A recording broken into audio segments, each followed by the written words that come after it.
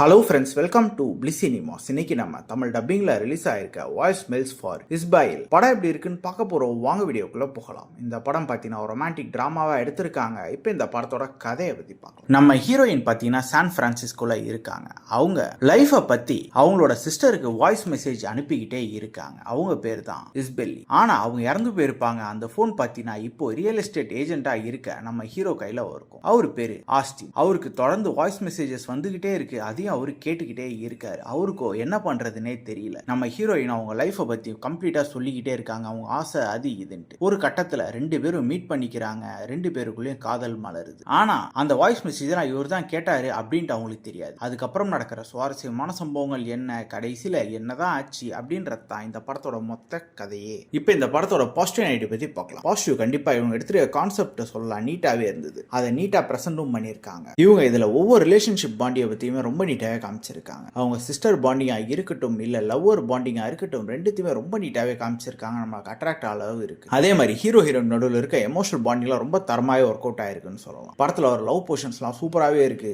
பெர்ஃபார்மன்ஸும் பார்த்தீங்கன்னா நம்ம hero heroine ஒரு அல்டிமேட்டான பெர்ஃபார்மன்ஸ் கொடுத்துருக்காங்க. ரெண்டு பேர் கேரக்டருமே தரமா எழுதிருக்காங்க. டெக்னிக்கலியும் படம் சவுண்டாவே இருக்கு. இந்த படத்தோட நெகட்டிவ் பத்தி பார்த்தீங்கன்னா படம் கொஞ்சம் ஸ்லோவா போகுது. அது மட்டும் இல்லாமல் ஒரு சில இடங்கள்ல நமக்கு ப்ரெடிக்டபிளாகவும் இருக்க தான் செய்யுது. இது என்னதான் ஒரு நல்ல ஒரு ஸ்டோரி பட்டாவே இருந்தாலும் இதே மாதிரி நம்ம சில படங்கள் பார்க்க தான் செஞ்சு. மொத்தத்தில் என்கிட்ட கேட்டீங்கன்னா கண்டிப்பா இந்த படம் ஒரு நல்ல ஒரு எமோஷனல் டிராமா தான். ட்ரை பண்ணி பாருங்க. இந்த படத்துக்கு நம்மளோட ரேட்டிங் எடுத்தீங்கன்னா 10க்கு 6.5 மார்க் கொடுக்கலாம். இன்னொரு வீடியோவில் சந்திக்கலாம். தேங்க்யூ.